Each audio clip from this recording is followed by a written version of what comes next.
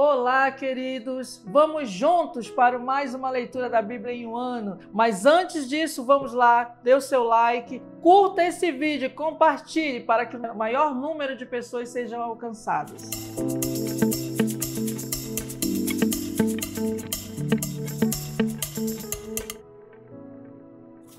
Hoje faremos a leitura dos livros de 2 Samuel 13, Daniel 7 e Marcos, capítulo 5, versículo de 1 ao 20. Daremos início a 2 Samuel 13, que conta aqui a história do incesto de Ámenon e Tamar, que é justamente quem era Ámenon e Tamar. Davi, ele tinha um filho chamado Absalão, e também que era irmão de Tamar, e também tinha um outro filho que era chamado Amenom. E aqui nesse texto nós veremos uma história tão horrenda, onde Amenom, ele se apaixona por sua irmã Tamar. Muitas vezes o texto elenca que esse amor era tão grande que ele chega a adoecer de amor por sua irmã. 2 Samuel 13 nos traz, esse texto mostra uma história tão horrenda, queridos, onde o Amenom, que era irmão de Tamar, se apaixona por ela e desejou tê-la como se fosse sua esposa e acaba violentando a sua irmã. Nesse contexto todo, nós vemos também a figura do Absalão, que também era filho de Davi e que logo após esse ocorrido, em que foi assim,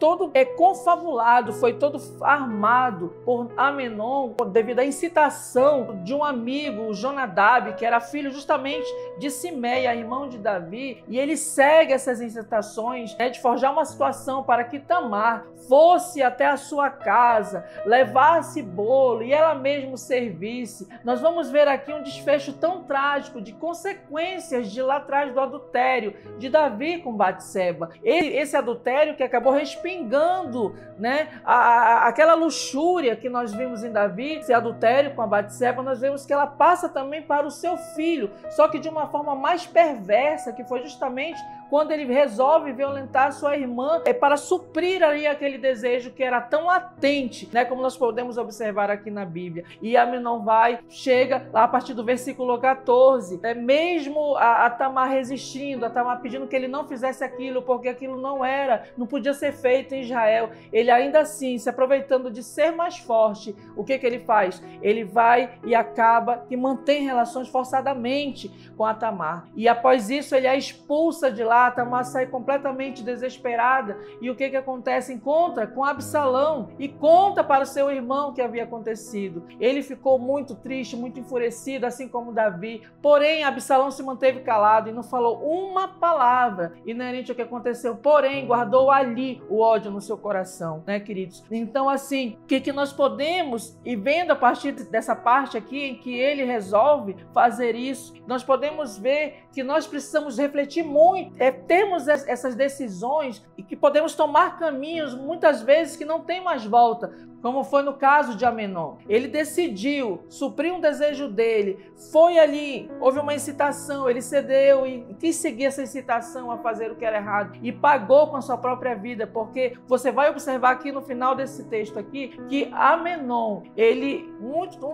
certo tempo depois, Absalão também forma toda uma situação e acaba por mandar os seus empregados matarem Amenom, e que o fazem, ou seja, colocando fim naquilo que poderia ter sido há muito tempo atrás evitado, se ele não tivesse cedido ao pecado, se ele não tivesse cedido a esse desejo, como nós podemos ver nesse texto, querido. Então, nós podemos aprender com isso, que cada vez mais seguir os preceitos do Senhor, obedecê-lo, fazer o que ele nos ensina, faz com que nós possamos cada vez mais alongar nossos dias nessa terra, porque é isso que ele nos ensina. Além disso também, queridos, hoje o nosso texto é Daniel 7, que fala justamente das 4 visões de Daniel. Porém, o que nós podemos elencar sobre Daniel para que ele pudesse ter essas 4 visões? Nós podemos ver que Daniel realmente, ele tinha muita intimidade com o Senhor. Ele era verdadeiramente um homem de oração, e que esse relacionamento relacionamento estreito com Deus, ele fez com que o Senhor ele revelasse a Daniel os segredos da humanidade, não só para os dias de Daniel, mas também para as gerações futuras. E é como nós podemos ver aqui, a partir do versículo 1, a visão dos 4 monstros, né? E se você for ler aí na sua casa, com bastante atenção, você vai ver uma riqueza de detalhes dessa visão que Daniel teve. E essa visão aqui no versículo 1, ela fala justamente assim, ó: certa noite, durante o 1º ano de Belsabar, como rei da Babilônia, Daniel se deitou na sua cama e sonhou, e no sonho teve visões. Quando acordou, ele escreveu aquilo que tinha sonhado, e a partir daí ele começa a elencar as visões que ele teve, onde a primeira visão foi do leão e a águia, a segunda, o urso e a besta, terceiro, o ancião de dias, e a quarta, o filho do homem. Então, queridos, nessas visões aqui, em resumo, o que Daniel consegue ali ver, que nós podemos realmente entender, é que ali ele vê a glória de Deus, a revelação do Messias, a vinda, né? Na verdade, a segunda vinda de Jesus Cristo em glória, para estabelecer o reino de Deus na terra. Além disso, é que nós podemos aprender aqui nesse texto, é que se nós tivermos cada vez mais um coração consagrado a Deus, nós teremos com certeza mais sensibilidade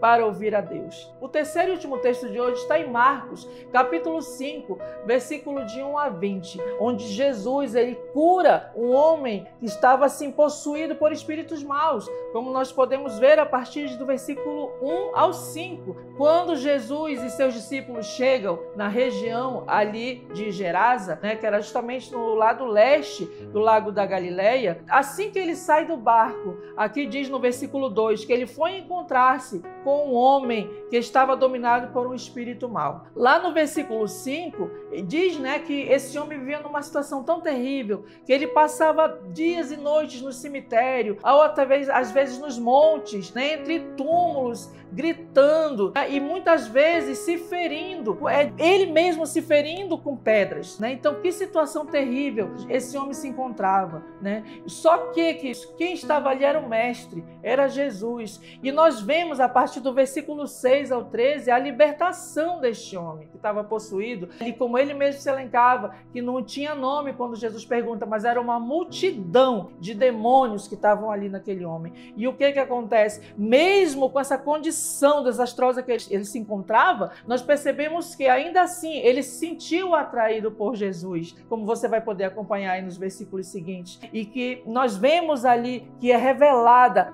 tamanha autoridade do Senhor sobre as forças do mal, e nós vamos perceber isso justamente nos versículos seguintes, que é justamente quando Jesus se aproxima desse homem, que os demônios veem o Senhor, já sabem que ali está o Deus Altíssimo, o Filho do Deus Altíssimo. E o que acontece? Eles ali mesmo, eles começam a implorar para o Senhor expulsar os demônios e recuperar a dignidade mental, física desse homem, que após isso é visto sentado em perfeitas condições. Esses demônios, eles pedem, suplicam para que o Senhor deixe que eles pudessem entrar nos porcos. Ali, como nós podemos ver, justamente aqui a partir do versículo 12, os espíritos pediram a Jesus com insistência: nos mande ficar naqueles porcos, nos deixe entrar neles. Então ele deixou, e os espíritos saíram do homem e entraram nos porcos. E estes, que eram quase 2.000, se atiraram morro abaixo para dentro do lago e se afogaram. Nós podemos ver ali, querido, que ao ordenar que os demônios saíssem e ter restaurado a dignidade do homem, nós podemos ver também que a disposição dos demônios em entrarem nos porcos e afogá-los no mar revela a necessidade urgente de libertação. Então aqui nós finalizamos com a certeza de que o Senhor, ele veio para libertar os cativos, ele veio para restaurar vidas. Apesar de ter visto aqui esse episódio tão dramático, mas nós podemos ter a certeza